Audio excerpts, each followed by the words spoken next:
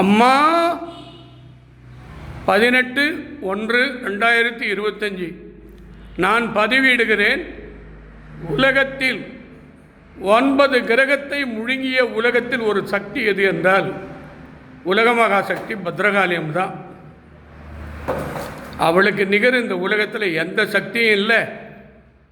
அது சிவனும் இல்லை, பிரம்மனும் இல்லை, விஷ்ணுவும் இல்லை. ஆக்கும் சக்தியும் இவளே, அழிக்கும் சக்தியும் இவளே. இவள் நினைத்து விட்டால் உன்னை காப்பாற்றி விடுவாள். இவள் தை அமாவாசையில் ருத்ரகாளி, வக்ரகாளி, பத்ரகாளி, எல்லைக்காளி, ஓம்காளி, ஓங்காரகாளி, இவள் ஒருத்திதான் நம்மை குடும்பத்தை பாதுக்கக்கூடிய அற்புத சக்தி. கண் திருஷ்டி, செய்வினை அனைத்து நிவர்த்தியாகும். தீய சக்திகள் குடும்பத்தில் இருக்கிற ஒவ்வொரு பிள்ளைகளும் பாதுகாப்பாள். ஒவ்வொரு பெண்ணையும் தீர்க்க சுமங்கலியாக தரக்கூடியவள் பத்ரகாளி ஒருத்தி தான். எவ்வளோ பெரிய நோய், அது கேன்சர் நோயாக இருக்கட்டும், சிறு நோயாக இருக்கட்டும், காப்பாற்றக்கூடியவள் பத்ரகாளி ஒருத்தி தான். இவளுக்கு நிகர் கோபமாக போது துர்காதேவியாக மாறுறார். அங்காளம்மன், அதர்வணகாளி, மகாலட்சுமி. இந்த பத்ரகாளியினுடைய வம்சம் நெருப்பு. ஆக்கும் சக்தியும் இவளே, அழிக்கும் சக்தியும் இவளே. மும்மூர்த்திகளும் இந்த உலகத்தில் நான் சொல்லும் வார்த்தை அருள்மணி சொல்வதாக நினைக்க வேண்டாம்.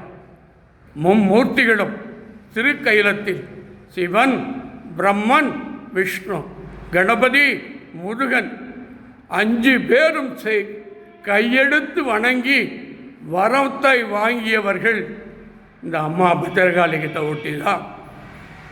இவள் 54 சக்தியினுடைய அவதாரம்.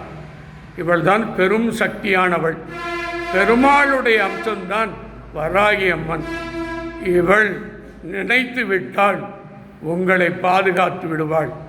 எவ்வளவு பெரிய பெல்லிய சூனியம், காற்று, கருப்பு செய்வினையும் இங்கு வெள்ளிக்கிழமை ராகுகால பூஜையில் வந்து வணங்கிவிட்டால் திருவண்ணாமலை கிரிவல பாதையில் நவலிங்கம், நவசக்தி, வள்ளலார் பீடம் உங்களை பாதுகாப்பாள். ஒவ்வொரு அமாவாசையிலும் அஷ்டபுஜ ருத்ரயாக நடைபெற உள்ளது. உங்கள் தாத்தா, பாட்டி, அப்பா, அம்மா மறைஞ்சவங்க பேரில் வந்து கலந்துங்க.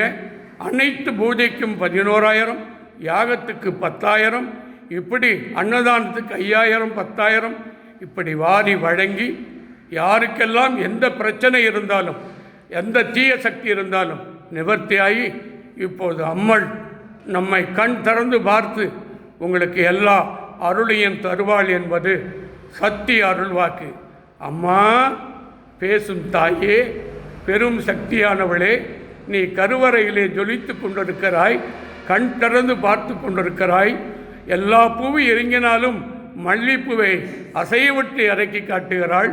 உன் ஆனந்தத்துக்கும் அற்புதத்துக்கு நிக இப்பொழுது திருக்கைலத்திலே சிவனும், பிரம்மனும், விஷ்ணுவும், கணபதியும், முருகனும், சப்த கண்டிகளும், நவகிரகங்களும் அமாவாசையில் ஒன்றுதான் கையெடுத்து வணங்கி கொண்டு தவம் இருக்கிற நாள் தாய்.